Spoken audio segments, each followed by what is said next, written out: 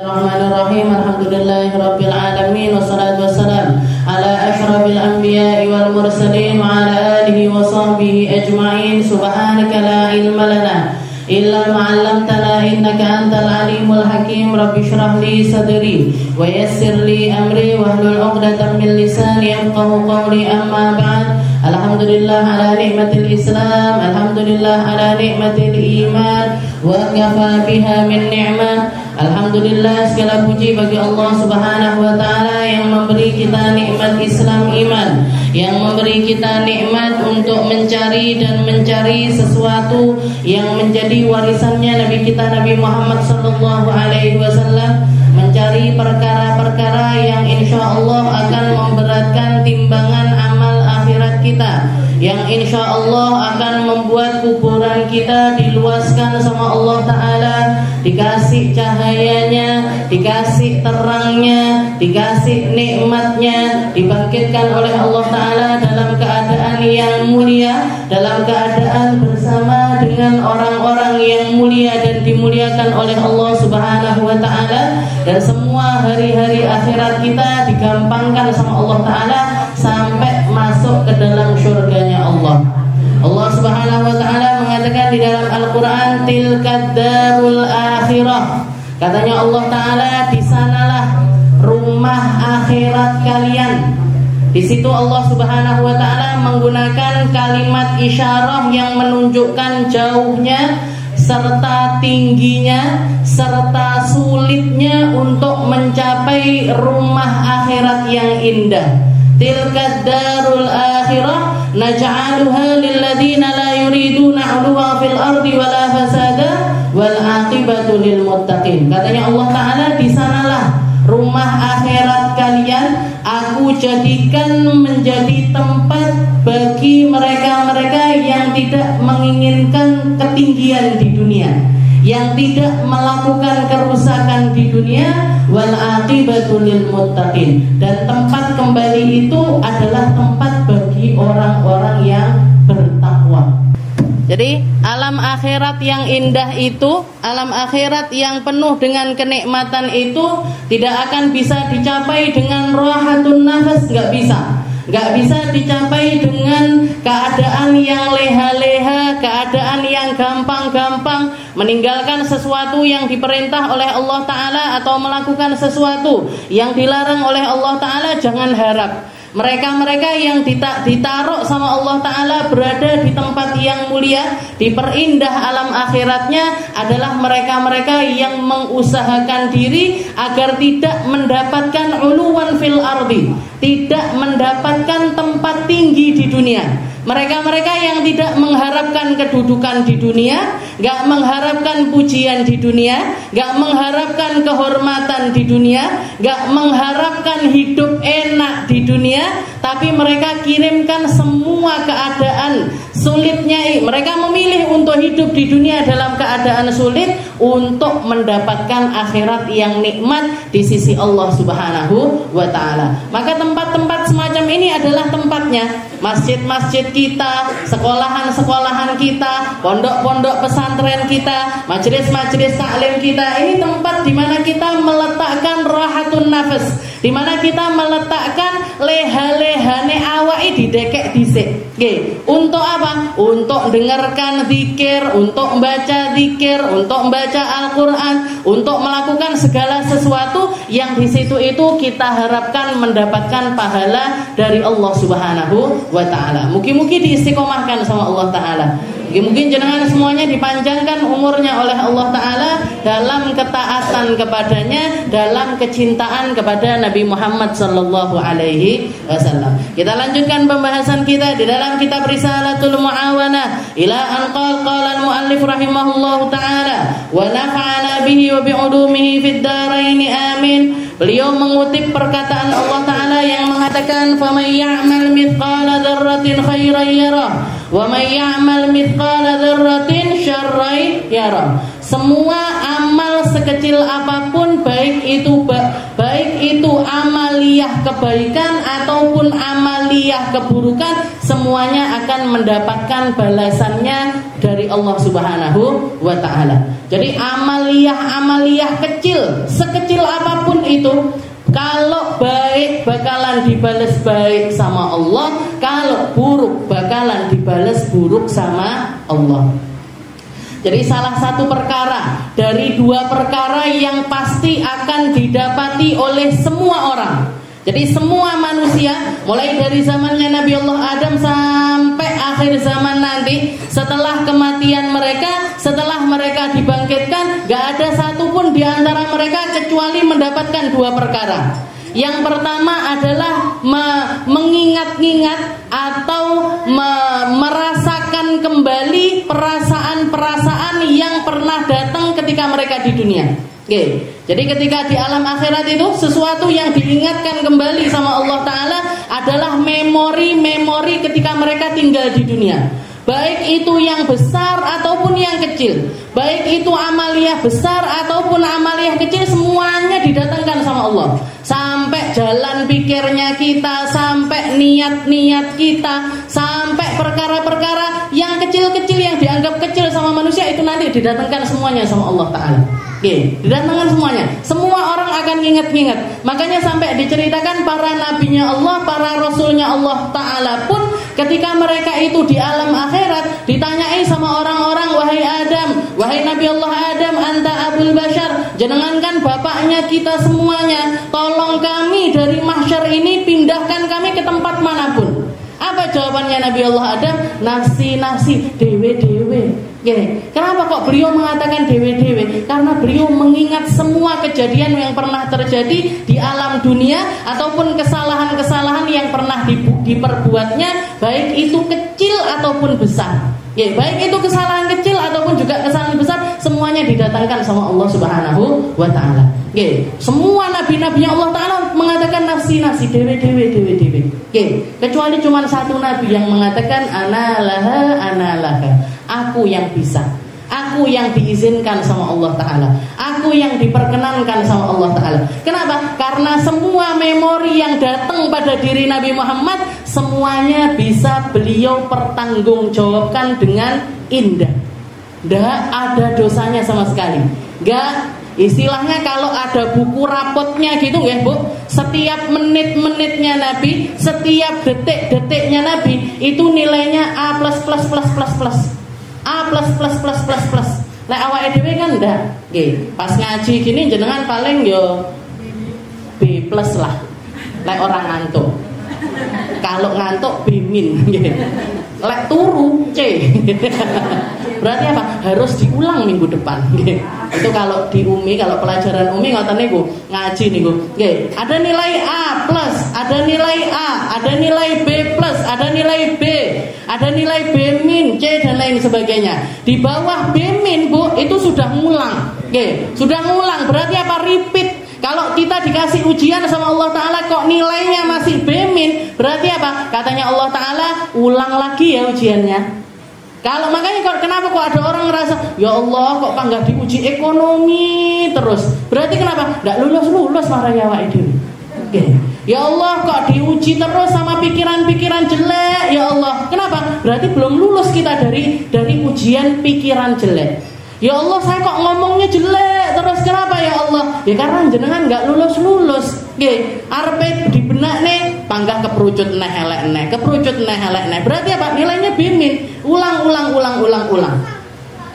Tapi kalau Nabi Muhammad SAW dari beliau balik, bahkan dari sebelum balik sekalipun, kalau misalkan ada buku rapot kehidupannya, semuanya nilainya A+++. Semuanya bikin Allah Subhanahu wa ta'ala puas. Semuanya bikin Allah Ta'ala senang. Semuanya bikin Allah Ta'ala itu gembira dengan apa yang diperbuat oleh Nabi Muhammad SAW. Makanya cuma beliau yang sanggup mengucapkan analaha, saya yang punya, saya yang pantas, saya yang bisa, saya yang diizinkan untuk merayu dan bersujud di bawah arasy-Nya Allah Subhanahu wa ta'ala, memintakan syafaat untuk seluruh umat manusia. Mulai dari zamannya Nabi Adam sampai akhir zaman. Para nabi, para rasul pun dapat syafaatnya Nabi. Para wali, para kekasihnya Allah semuanya dapat syafaat dari Rasulullah SAW. Ya, itu yang pertama. Jadi semua orang akan mengingat kejadian-kejadian di dalam kehidupannya. Setiap menitnya, setiap detiknya, yang kelihatan, yang enggak kelihatan, yang diketahui orang, yang enggak diketahui orang, yang dilakukan ketika sendiri ataupun dilakukan di halayak ramai, kabeh diilingi lagi sama Allah Ta'ala. Semuanya diingatkan kembali sama Allah Ta'ala. Itu yang pertama. Yang kedua apa? Yang kedua, semua manusia bakalan ngeliat neraka. Semua manusia, semua makhluk yang dinamakan manusia, jin ataupun yang dapat perintah syariat dari Allah Subhanahu wa Ta'ala, semuanya pasti akan melihat neraka. Tapi keadaan para pemandang neraka ini nanti yang beda-beda. Semuanya ngelihat ke neraka. Oh, tiba iki nerakane. Tenan nenek nerokone. Ternyata benar yang diceritakan Al-Quran, yang diceritakan sama para ulama, yang diceritakan sama para guru-guru, yang diceritakan oleh para nabi, semuanya ternyata benar adanya.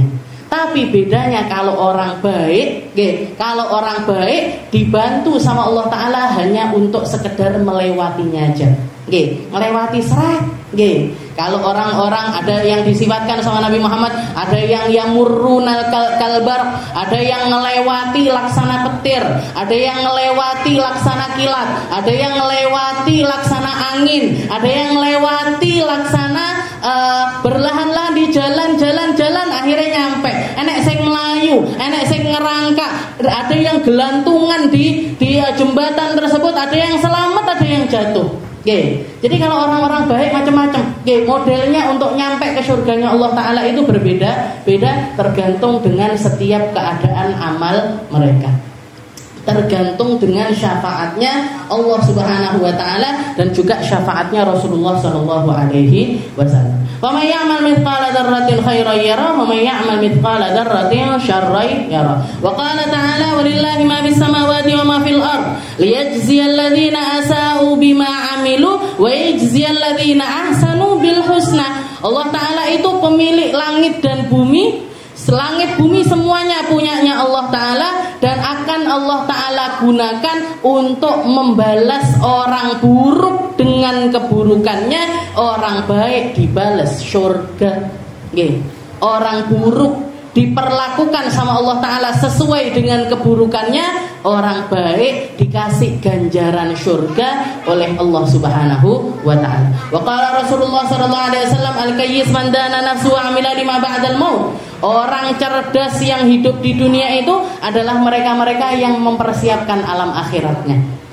Matanya dipakai buat nyiapin akhirat, mulutnya dipakai nyiapin akhirat, telinganya, hartanya, perutnya, tangannya, kakinya, anak-anaknya, suaminya, orang tuanya, semuanya dipakai untuk nyari mempersiapkan alam akhiratnya secara benar. Mempersiapkan alam akhiratnya secara benar dengan semua yang dia miliki. Wal ajiz, sedangkan orang yang lemah siapa? Man tabi'a nafsu wa man atba'a nafsuhu hawaha wa tamanna 'ala Allahil amani. Mereka orang yang lemah ketika hidup di dunia. Jadi orang-orang yang lemah, bahkan di sini Nabi Muhammad itu saking indahnya perkataan. Istilahnya kalau al-kayyis itu kan orang cerdas. Harusnya kebalikannya orang cerdas itu apa? Bodoh, tolol, bahlul, bego, gitu. Tapi nggak tegel Nabi Muhammad ngomong kayak gitu untuk kita, Bu. Katanya Nabi, wal ajiz, yang lemah pikirannya. Orang-orang yang lemah di dalam mempersiapkan dirinya adalah siapa? Man atba'a nafsuhu hawaha. Yang selalu ngikuti hawa nafsunya. Melek turu, melek geletak, melek selonjor, melek mangan, melek dolan. Diikuti terus keinginan nafsunya, keinginan pikirannya keinginan dirinya itu selalu dia puaskan dengan segala sesuatu yang dia miliki. Wa tamanna 'alallahil amani, sambil pikirannya itu menganggap mesti aku selamat toh insyaallah. Nggih, dadi ndak ngamal apa-apa, nggih, nggak bawa bekal apa-apa, tidak mempersiapkan apapun, nggak nyari surga sama sekali, tapi ngarep-ngarep selamat. Nggih, niki lucu napa mboten? Lucu banget. Nggih, lucu sekali. Nggih, ini orang-orang yang pikirannya lemah itu seperti itu. Nggih, lucu sekali. Jadi dia menginginkan sesuatu, aku mesti bakalan mlebu surga. Nggih, aku mesti bakalan selamat, tapi nggak ngamal apa-apa. Nggak berjuang sama sekali, nggak melakukan apapun. Makanya dikatakan Habib Abdullah bin Alawi Al-Haddad juga mengatakan walau annaka qulta li wahidin min haula'il mughtarrin. Jadi kemarin kan beliau menjelaskan kepada kita tentang pikirannya orang-orang yang tertipu. Orang-orang yang tertipu dengan dirinya sendiri. Dan biasanya orang tertipu dengan sesuatu yang memang dia miliki. Yang kalau dia punyanya nasab ya tertipunya sama nasabnya. Kalau dia punya harta tertipunya sama hartanya. Kalau punyanya ilmu tertipunya dengan ilmunya. Kalau punyanya ibadah tertipunya dengan ibadahnya. Merasa paling benar, merasa paling solihah, merasa paling aku rutin yang gue budina mosok ora solihah. Nah, ini orang-orang tertipu ini. Jadi hatinya orang-orang yang tertipu itu biasanya tertipu dengan apa? Dengan yang dia miliki sendiri. Katanya Habib Abdullah bin Alawi Al-Haddad, walau annaka qulta li wahidin min haula'il mughtarrin. Kalau kamu ngomong sama orang-orang yang tertipu tersebut, orang yang begitu gak punya rasa takut sama Allah Ta'ala, atau orang yang sangat berputus asa dari rahmatnya Allah Ta'ala. Sehingga apa? Tandanya dua manusia ini sama-sama gak beramal, sama-sama gak melakukan apapun.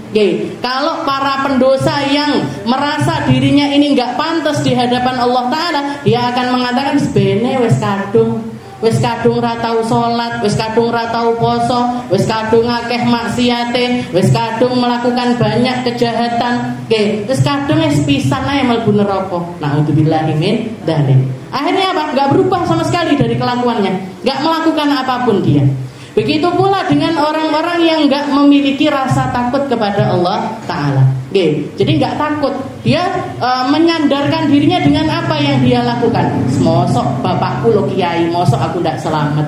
Aku lo wis duwe ilmu, mosok aku ndak selamat. Aku lo wis ngajar ning ndi-ndi, mosok ndak selamat. Aku lo ngejak wong-wong apik akeh, mosok ndak selamat. Nah, ini orang yang enggak punya rasa takut sama Allah Subhanahu wa Ta'ala. Katakan kepada mereka, kalau kamu ngobrol dengan orang-orang tersebut, katakan kepada mereka uqud anil kasbi wat tijarah. Wallahu ta'ala yatika birizqika la sakhira minka. Katanya beliau, coba kalian tentang masalah dunia sekarang coba lakukan. Gak usah kerja, gak usah nyari duit, duduk aja kamu di rumah. Duitnya teko apa mboten? Kira-kira. Nah, ini yang pekerja-pekerja termasuk saya ini. Bakul. Orang-orang yang bekerja atau para karyawan atau orang-orang yang nyari duitnya itu sebagaimana umumnya orang nyari duit. Petani itu kalau nggak ke sawah ya nggak dapat duit, Bu. Kalau nggak kerja nggak dapat duit. Bakul itu kalau nggak ke toko ya nggak dapat duit. Pedagang itu kalau nggak ngider nih dagangannya ya nggak dapat duit. Coba katakan kepada mereka, berani nggak misalkan mereka itu nggak usah bekerja, duduk aja di rumah, insya Allah Allah Ta'ala yang ngirimkan duit ke mereka. Mungkin apa enggak? Enggak mungkin. Ini bodoh ini. Ini adalah sebuah pikiran yang bodoh. Wa qala ma ra'ayna syai'an yaji'u illa bis-sa'i wat talab. Nah, itu menunjukkan bahwasanya semua perkara itu baru datang ketika kita mengusahakannya. Begitu juga dengan surga. Kita itu bisa mendapatkan surga, nggak ada jalan lain kecuali dengan cara mengusahakannya. Surga itu kudu diusahakne. Dengan apa? Dengan banyaknya sujud, dengan banyaknya sedekah, dengan banyaknya zikir, dengan banyaknya doa, dengan banyaknya niat yang baik, dengan ngikuti Nabi Muhammad sallallahu alaihi wasallam. Gak bisa kamu berdiam diri ujuk-ujuk mlebu surga ki gak iso. Kamu gak ngapa-ngapain habis itu kamu masuk surga itu gak bisa. Kamu gak berpayah-payah kamu pengennya masuk surga, itu sesuatu yang mustahil. Dunia saja, perkara yang remeh, perkara yang hina, perkara yang gak ada nilainya di sisi Allah Ta'ala, kita gak bisa mendapatkannya illa bissa'i wa talab, kecuali dengan mencari dan mengusahakan perkara tersebut. Lah kok kamu ngarep-ngarep surga ndak ngamal apa-apa? Gak bisa. Gak bisa, yang semacam itu adalah sesuatu yang mustahil. Ketika ada salah satu sahabat, saya juga sering menceritakan kepada jenengan, jadi ketika awal-awal Nabi Muhammad masih ada di negeri Mekah, banyak orang benci sama Nabi, banyak orang pengen mencelakai Nabi, banyak orang pengen membunuh Nabi. Akhirnya Rasulullah bikin tim, para sahabat-sahabat yang sudah masuk Islam ini bergantian mereka untuk jagain Nabi Muhammad di malam hari. Jadi malam itu, setiap malam itu gantian. Nanti hari ini sahabat ini, hari besoknya sahabat ini. Ganti-gantian terus. Sampai akhirnya turun ayat yang mengatakan kepada Nabi Muhammad SAW, wahai Muhammad, kami yang akan melindungi kamu dari para manusia. Kami yang akan melindungi kamu dari tangan-tangannya manusia. Akhirnya dihentikan sama Nabi sip-sipannya ini tadi diberhentikan sama Nabi Muhammad. Dibubarin sama Nabi. Dibubarin sama Nabi karena Rasulullah sudah mendapatkan jaminan langsung dari Allah Subhanahu wa Ta'ala. Kecuali satu orang sahabat. Panggah bekengkeng, tetap aja dia kekeh berdiri di depan pintu rumahnya Nabi setiap malam. Ditanya sama Nabi, kamu ini apa nggak percaya sama firman-Nya Allah Ta'ala? Kamu apa nggak percaya kalau Allah Ta'ala itu jagain saya? Kamu apa nggak percaya? Katanya sahabat tersebut, percaya ya Rasul, saya percaya. Terus kenapa kamu kok masih berdiri di depan rumah saya? Katanya sahabat tersebut, ya Rasul, saya pengen kalau jenengan tengah malam butuh sesuatu, saya orang pertama yang membantu jenengan. Mungkin mau ke kamar mandi, mungkin butuh air, mungkin butuh ditutupi dan lain sebagainya, nanti saya yang bantuin ya Rasul. Maka Rasulullah tersentuh dengan kata-kata sahabat tersebut. Rasulullah mengatakan kepada beliau, kalau gitu mintalah segala sesuatu, nanti tak doain. Itu istilahnya, aku akan mendoakan kamu dengan apa yang kamu inginkan.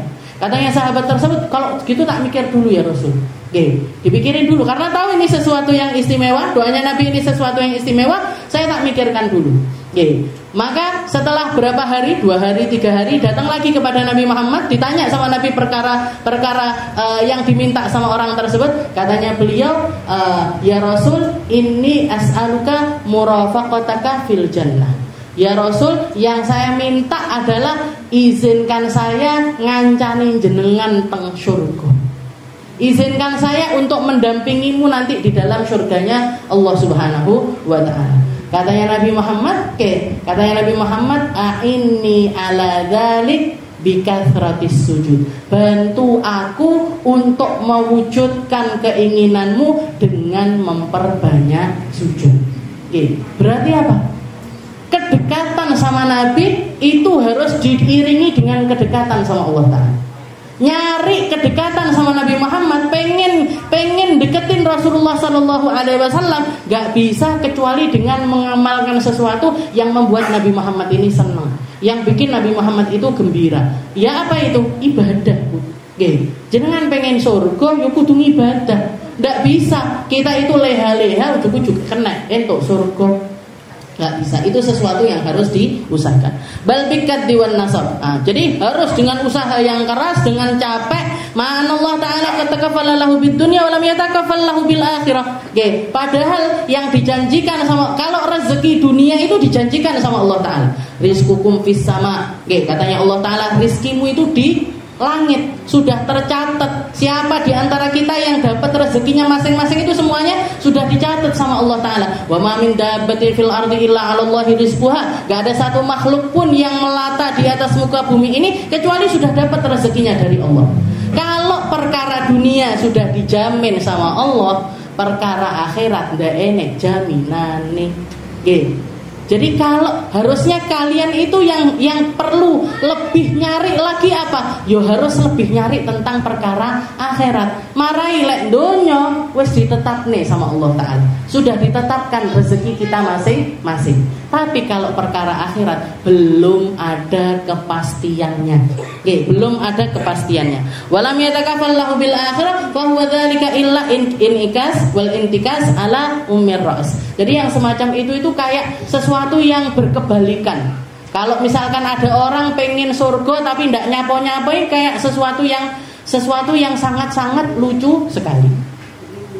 Waqad qala Al-Hasan Al-Basri rahimahullah, inna amaniyal maghfirah qad la'ibat bi aqwam hatta kharaju minad dunya mafalis. Oke, katanya Sayyidina Hasan Al-Basri, beliau mengatakan inna amaniyal maghfirah, orang yang mengangan-angankan ampunan, merasa kalau dirinya ini pasti diampuni sama Allah Ta'ala, merasa kalau dirinya ini bersih, merasa kalau dirinya ini punya banyak hal untuk selamat di sisi Allah Ta'ala. Qad la'ibat aqwam, telah mempermainkan banyak pikirannya kaum. Banyak orang tertipu dengan hal yang semacam ini.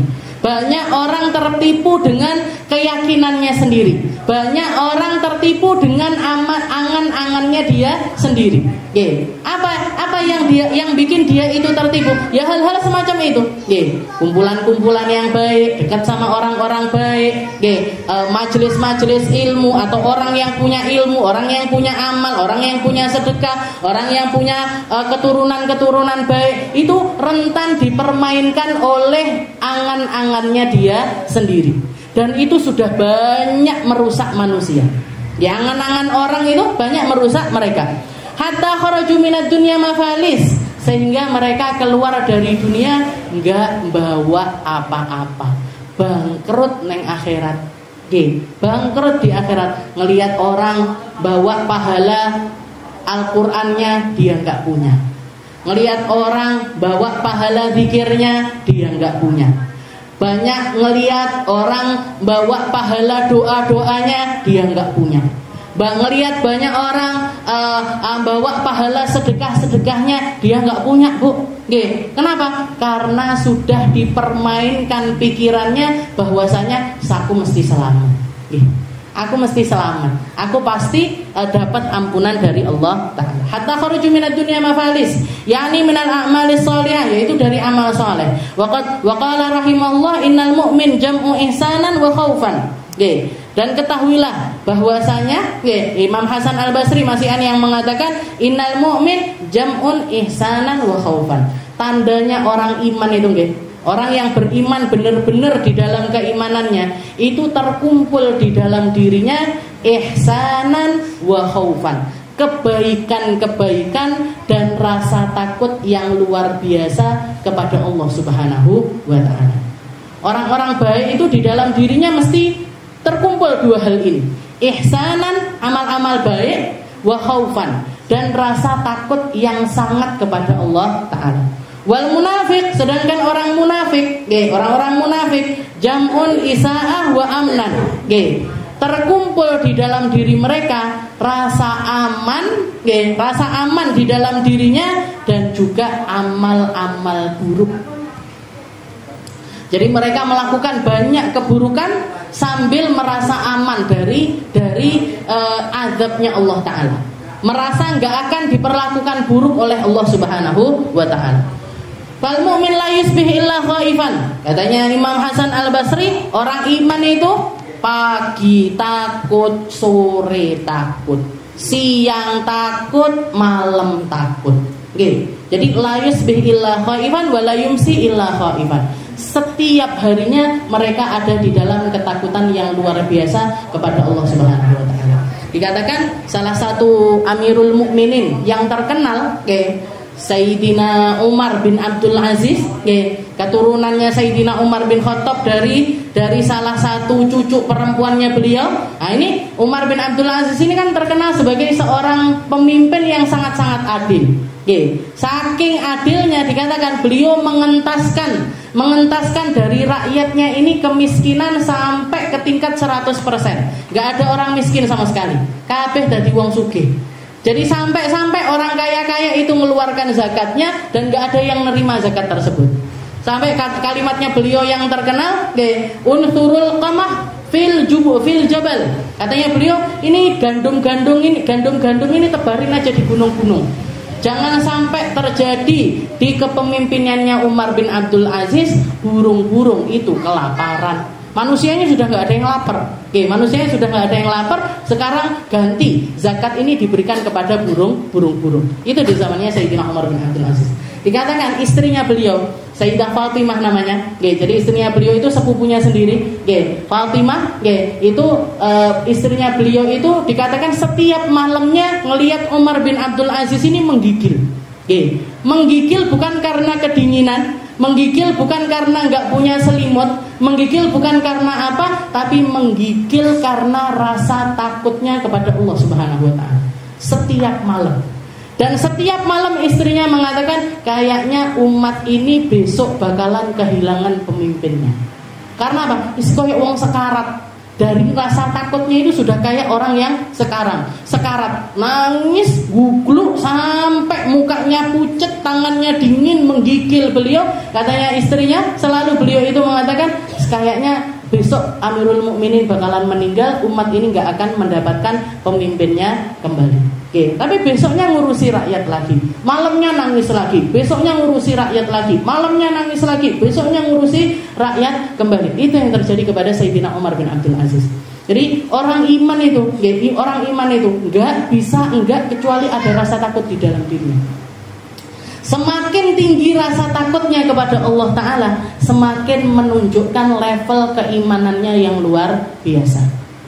Guru saya Habib Umar itu saya kenal beliau itu orang yang banyak sekali menangis.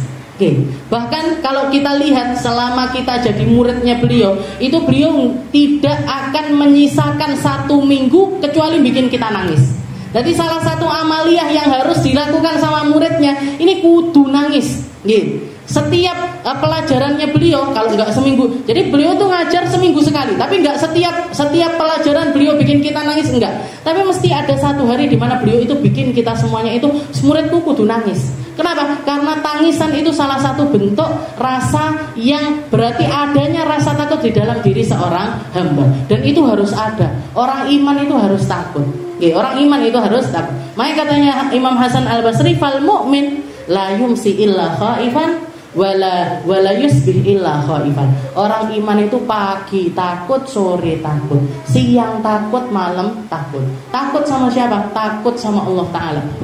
Duduk wedi karo bojone, bukan takut sama orang tuanya, bukan takut sama pemimpinnya, bukan takut sama tetangganya. Mosok kabeh wong wis jilbaban, mosok aku enggak. Wedi aku engko diomong jadi omongannya orang. Bukan itu motivasinya, tapi motivasinya adalah rasa takutnya kepada Allah Subhanahu wa taala. Bahkan dikatakan Sayyidina Umar bin Abdul Aziz itu di akhir usianya beliau, ketika beliau menghadapi sakaratul maut, datang sepupunya beliau beserta dengan istrinya beliau, Sayyidah Fatimah. Dan istrinya beliau ini sepupu sama istilahnya, karena beliau dari pihak ibunya itu kan keluarga, dari pihak ibunya keluarganya Sayyidina Umar bin Khattab. Tapi dari golongan bapaknya ini golongannya Muawiyah dan lain sebagainya. Jadi para pemimpin-pemimpin yang punya pakaian indah, yang punya harta banyak dan lain sebagainya. Jadi kumpulan dari keluarga yang istilahnya biasa terdidik dengan kesederhanaan, qanaah dan lain sebagainya. Di satu sisi beliau juga punya keluarga yang semacam itu. Nah, dikatakan ketika beliau dalam keadaan sakit yang berujung kepada kematian, bahkan dikatakan beliau ini meninggal diracun. Meninggalnya itu karena diracun. Beliau itu meninggal diracun. Ketika dalam keadaan yang sekarat semacam itu, datang sepupunya beliau, orang kaya, jejer sama istrinya beliau, Sayyidah Fatimah. Dikatakan sepupunya ini nawarkan kepada Umar bin Abdul Aziz, wahai Umar bin Abdul Aziz, kamu itu punya istri, kamu itu punya anak kecil-kecil banyak. kalau kamu meninggalkan mereka tanpa mewasiatkan mereka kepada siapapun, tanpa meninggalkan sesuatu apapun kepada mereka. Karena Sayyidina Umar ini begitu diangkat menjadi khalifah, usahanya ditutup, Bu. Oke, toko istilahnya kalau punya toko gitu, tokonya ditutup. Rumahnya, beliau keluar dari rumahnya, disedekahkan. Jadi bahkan begitu masuk istana negaranya istilahnya, itu semuanya gorden mahal, karpet mahal, diring kesih kabeh kon ngedol disuruh bagikan kepada umat. Jadi beliau meninggalkan semua hartanya. Bahkan beliau menawarkan kepada istrinya, kalau kamu masih mau membersamai aku, kamu harus meninggalkan seluruh perkara yang ada kaitannya dengan dunia. Kalau kamu mau ikut aku, kudu siap soro, kudu siap ndak duwe-duwe, kudu siap keluwen. Jenengan lek ditawari ngoten karo bojone, kira-kira pripun? Ya wis pegatan. Tapi istrinya solihah, Bu. Bangga dibersamai meskipun beliau nggak punya apa-apa. Jadi nggak ninggalkan warisan sama sekali. Bayangkan presiden nggak ninggalkan warisan sama sekali kepada ininya, apalagi warisan jabatan, nggak jelas, Bu. Jadi nggak ninggalkan apa-apa untuk umatnya, untuk anak-anaknya, untuk istri dan juga anak-anaknya. Maka sepupunya ini datang nawarkan uang. Nggak sedikit, Bu, 100.000 dinar, 100.000 kepingan emas ditawarkan kepada Umar bin Abdul Aziz. Wahai Umar bin Abdul Aziz, ini ada uang 100.000 dinar, silahkan kamu pakai untuk jadi harta warisanmu, bagikan untuk anak-anakmu yang masih kecil-kecil ini. Jadi beliau punya anak masih kecil-kecil, belum ada yang istilahnya urung mantu lah istilahnya. Ini tinggalkan untuk mereka melanjutkan kehidupan mereka. Katanya Sayyidina Umar bin Abdul Aziz, awa khairun min dzalik. Kamu mau enggak melakukan sesuatu yang lebih baik daripada itu? Apa itu? Kembalikan harta ini kepada pemiliknya. Siapa pemilik hakikat harta kita? Allah. Jadi disuruh apa? Disuruh menyedekahkan semuanya. 100.000 dinar itu tadi disuruh bagikan kepada rakyatnya Sayyidina Umar bin Abdul Aziz. Maka sepupunya ini mengatakan jazakallahu anna khairul jaza. Jadi tersentak beliau dan mengatakan, terima kasih karena kamu sudah memberikan aku pelajaran hidup yang luar biasa. Kamu tak tawari duit, istilahnya gini, kalau jenengan datang, istilahnya jenengan didatangi orang, Bu, tak kasih, lagi sekarat ini, sakit, Bu, tak kasih uang 10 miliar ya, kira-kira pripun? Ndak nolak, ya anak bungkus siji sak M, bar tuntas, mereka bisa punya rumah, bisa punya ladang, bisa ini dan lain sebagainya. Ditolak mentah-mentah sama Sayyidina Umar bin Abdul Aziz. Bahkan beliau mengatakan, silahkan kembalikan itu kepada rakyat. Silahkan kembalikan itu kepada rakyat. Maka sepupunya ini bilang, jazakallahu anna khairal jaza. Terima kasih karena kamu telah memberikan aku pelajaran yang luar biasa. Kamu telah melunakkan hatiku yang sangat-sangat keras. Kamu sudah melunakkan hatiku yang sangat keras. Setelah itu Sayyidina Umar bin Abdul Aziz nyuruh manggil anak-anaknya semuanya. Ada sekitar 10 orang anaknya. Anaknya beliau masih kecil-kecil dikumpulkan. Kata wasiatnya beliau kepada anak-anaknya, wahai anak-anakku, kalian itu sudah aku berikan warisan yang sangat banyak. Bukan harta, bukan rumah, bukan ladang, tapi keimanan, ketakwaan kepada Allah Subhanahu wa ta'ala. Wahai anak-anakku, kalian itu kalau sampai jadi orang kaya raya, berarti kalian gak sayang sama ayah. Tapi kalau kalian jadi orang miskin, itu adalah sesuatu yang membuat ayahmu senang, karena berarti kamu membantu aku untuk masuk ke dalam surganya Allah Subhanahu wa ta'ala. Jadi malah justru beliau itu pengen anak-anaknya jadi orang miskin, bukan jadi orang kaya. Setelah ngomong seperti itu, suruh keluar semuanya. Suruh keluar semuanya dari kamarnya beliau. Beliau sendiri di dalam kamar, cuman kedengaran suara dari dalam kamar tersebut. Sayyidina Umar bin Abdul Aziz ini mengucapkan satu ayat di dalam Al-Quran yang mengatakan tilkad darul akhirah.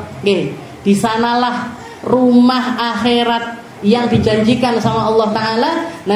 Naj'aluha lilladzina la yuriduna 'uluwan fil ardi wala fasada. Tempat yang disediakan sama Allah Ta'ala bagi mereka-mereka yang gak pengen tinggi, yang gak pengen naik, yang gak pengen dianggap, yang gak pengen dimuliakan sama orang lain, dan tidak membuat kerusakan di atas muka bumi. Maksudnya apa? Gak bermaksiat sama Allah Ta'ala. Wal aqibatu lil muttaqin. Dan negeri akhirat itu diperuntukkan sama Allah Ta'ala bagi mereka-mereka yang bertakwa.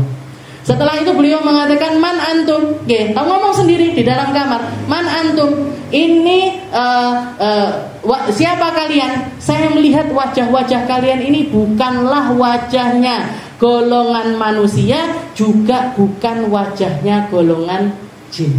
Kalian bukan manusia, bukan jin, siapa kalian? Setelah itu beliau mengucapkan ayat tersebut, setelah itu hening, gak ada suara apapun. Jadi ayat terakhir yang keluar dari lisannya Sayyidina Umar bin Abdul Aziz, ayat itu tadi, tilkad darul akhirah naj'aluha lil ladzina la yuriduna 'uluwan fil ardi wala fasada. Meninggal, setelah itu meninggal dunia. Jadi apa? Maksudnya apa? Orang-orang baik itu, Bu, yang ada di dalam pikirannya ini akhirat. Jadi yang mereka cita-citakan hidup enak itu akhirat. Tempat peristirahatannya ya akhirat, tempat hati tenangnya ya di akhirat, tempat enggak sedihnya ya di akhirat, tempat hilangnya beban ya di akhirat. Kalau di dunia ya kudu mesti merasakan semua perasaan tersebut. Tapi kalau orang-orang baik menjadikan rasa-rasa tersebut jalan mereka menuju Allah Subhanahu wa Ta'ala. Tapi orang-orang yang nggak ngerti, orang-orang yang nggak baik, mereka terlena dengan perasaan-perasaan tersebut dan tidak melakukan apapun untuk nyari surganya Allah. Nangis, sedih, nangis. Tapi nangisnya ini nggak dipakai untuk nyari surganya Allah. Hatinya disakiti orang, nggak dipakai rasa sakitnya itu untuk nyampe kepada Allah Ta'ala. Padahal itu semuanya jalan menuju Allah. Itu semuanya adalah jalannya manusia menuju Allah. Fal mu'min la yusbih illa khaifan wa la yumsi illa khaifan ya'mal wa yaqul la'alli anju wal munafiq yatrukul amal wa yaqul sawadun nas katsir wa sawfa yaghfirullahu li intaha. Katanya beliau juga meneruskan dengan perkataan ya'mal wa orang-orang yang tertipu, ya'mal wa yaqul. Orang-orang yang benar pikirannya, orang iman, mereka itu beramal sambil yang ada di dalam pikirannya adalah la'alli anju. Semoga yang aku lakukan ini bikin aku selamat. Kayak jenengan baca zikir, baca rotib alatos, ya Allah. Makanya di akhir itu biasanya saya tambahi dengan kalimat wal qabul. Kenapa? Biar kita itu merasa ya Allah mbok diterima. Rotibnya saya tadi mbok diterima ya Allah. Saya ini ngaji, selesai ngaji wal qabul. Kenapa? Ya Allah mbok diterima ini. Ngajinya saya tadi mbok diterima. Ingat-ingatnya saya tentang akhirat tadi mbok diterima. Pikiran-pikiran saya mbok diterima. Diterima ya Allah. Jadi orang-orang baik itu orang-orang iman, ya'mal. Mereka melakukan sesuatu. Bukan diem enggak, tapi beramal mereka. Beramal wa yaqul, tapi di dalam dirinya mengatakan la'alli anju. Semoga ini jadi jalan saya untuk selamat. Makanya nggak pernah bosan. Orang iman itu nggak pernah bosan. Nggak pernah bosan ngaji, nggak pernah bosan ke masjid, nggak pernah bosan zikiran, nggak pernah bosan dengarkan ustadz, nggak pernah bosan belajar. Masih tahu Ustaz Aminah wis bolak-balik cerita iki. Bolak-balik cerita iki. Tapi kok nggak didengerin terus, nggak terus di stop. Stop Ustaz, wis tahu. Boten. Didengerin terus, walaupun diulang-ulang didengerin terus. Kenapa? Barangkali yang sekarang diterima sama Allah. Barangkali besok lagi diceritani, barangkali yang ini yang diterima sama Allah. Barangkali yang ini yang diterima sama Allah. Rotipan ben Senin rotib, zikir jamaah, jangan rutin baca itu. Tapi setiap kali selesai, ya Allah, muga-muga diterima. Kalau yang ini nggak diterima, muga-muga yang besok nanti diterima. Kalau yang kemarin nggak diterima, muga-muga yang ini diterima. Terus seperti itu. La'alli anju. Semoga ini bikin saya selamat, semoga bikin saya sukses. Wal munafik, kalau orang munafik, ya trukul amal, ndak ngamal apa-apa. Oke, ndak ngamal apa-apa. Berarti dijak ngaji yo ndak gelem, dijak nang masjid yo ndak gelem, dijak zikiran yo ndak gelem, dijak ndonga barang yo ndak gelem wis tau. Dijak nang masjid wis tau aku. Subuhan kapan kae wis tau. Nggih. Dijak apa namanya? Nanti ramenya mek pas Idul Adha, Idul Fitri. Nggih. Salate budale mek Idul Adha, Idul Fitri. Wis tau wae sing dengi-dengi kan wis tahu. Jadi kalau orang munafik ini apa? Ya trukul amal. Mereka meninggalkan amal. Wa yaqul, tapi di dalam dirinya mengatakan sawadun nas katsir. Sing koyo aku akeh kok. Nggih. Masa semuanya enggak selamat? Masa semuanya enggak masuk surga? Masa aku enggak diselamatne sama Allah Taala? Nanti kan tinggal minta syafaat. Nanti kan tinggal minta diselamatin. Nggih. Karo sapa? Nggih, jaminane apa kalau kita itu pasti bakal dapat syafaat dari Allah Subhanahu wa taala. Jadi kalau orang munafik lah ya trukul amal, mereka enggak beramal. Wa yaqulu sawadun nas katsir wa sawfa yaghfirullahu li. Nggih, mesti aku itu bakalan diampuni sama Allah. Wa qad kana al-anbiya wal awliya ma'a kamali ma'rifatihim billah wa husni dhannihim bih wa salahu a'malihim wa qillatu dhunubihim aw adamiha bil kulliyah fi ghayatin minal khauf wal ishfaq ulaika alladziina hadahumullah fa bihudahum muqtadi. Dan sesungguhnya katanya closingnya di akhir Habib Abdullah bin Alawi Al-Haddad beliau mengatakan wa qad kana al-anbiya wal awliya, lihat sesungguhnya para nabi-nabinya Allah, para wali-walinya Allah, para kekasih-kekasihnya Allah, mereka-mereka yang dekat banget sama Allah Ta'ala, ma'akamali ma'rifatihim billah, dengan pengetahuan mereka kepada Allah, dengan kenalnya mereka kepada Allah, wa husni dhannihim bih, dan baiknya hatinya mereka di dalam berhusnudon kepada Allah, yang selalu positif kalau bicara atau ketika memikirkan tentang takdir-takdir yang datang dari Allah Ta'ala ini husnudon terus. Dikai loro husnudon, diambil hartanya husnudon, dikasih cobaan husnudon. Jangan lihat Nabi Allah Ayub, ladangnya dihanguskan seketika sama Allah Ta'ala. Katanya beliau, yang keluar dari lisannya beliau tetap alhamdulillah. Anaknya dipateni kabeh, dimatikan semuanya sama Allah Ta'ala. Yang keluar tetap alhamdulillah. Dimiskinkan sama Allah Ta'ala, yang keluar tetap alhamdulillah. Dikasih sakit di sekujur badannya, sampai dijauhi sama kaumnya, tetap yang keluar alhamdulillah. Jadi para nabinya Allah, para rasulnya Allah, orang-orang yang mulia ini dengan semua beban kehidupannya tetap husnudon sama Allah Ta'ala. Tetap husnudon sama Allah. Wasalahu a'malihim, ditambah dengan baiknya amaliyah mereka. Nabi Muhammad sholat malamnya nggak ada orang yang bisa ngalahin sholat malamnya Nabi. Dari panjangnya, dari indahnya. Panjang plus indah, bacaannya, tumak ninahnya, orang ngelihatnya aja senang.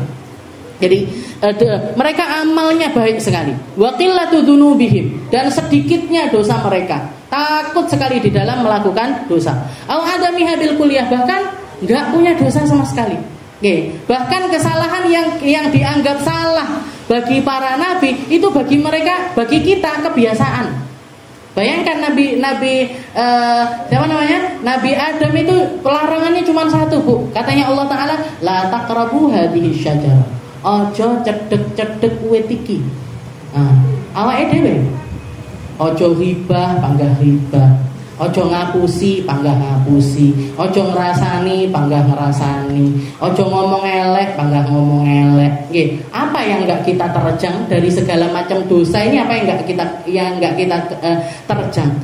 Nabi-nabinya Allah Ta'ala itu titik dosane. Bahkan mungkin dosa yang dianggap dosa buat mereka, bagi kita bukan dosa.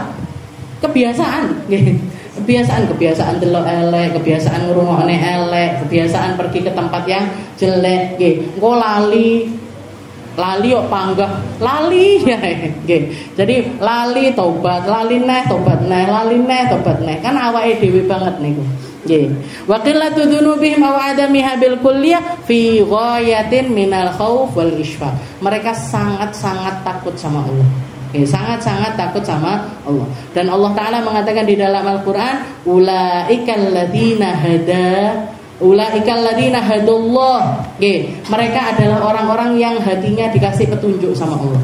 Jadi jenengan kalau pengen tahu saya ini dapat petunjuk apa belum sih? Saya ini sudah dapat hidayah apa belum? Saya ini orang yang mendapatkan petunjuk dari Allah Ta'ala apa belum? Jenengan lihat di dalam hati. Wis dadi wong sing wedi napa dereng?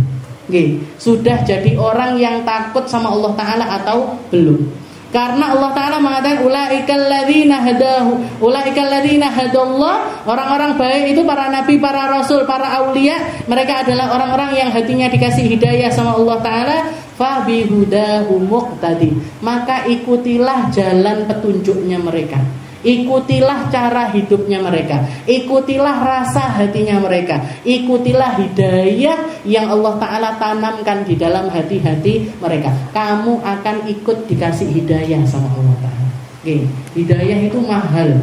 Hidayah itu besar. Hidayah itu anugerah yang Allah Ta'ala titipkan di dalam hati-hati yang memang pantas untuk mendapatkan hidayah tersebut. Mungkin-mungkin kita itu, mungkin-mungkin kita dikasih rasa takut sama Allah Ta'ala, dikasih rasa mengerti bagaimana caranya memperlakukan rasa tersebut untuk mendapatkan surganya Allah Ta'ala.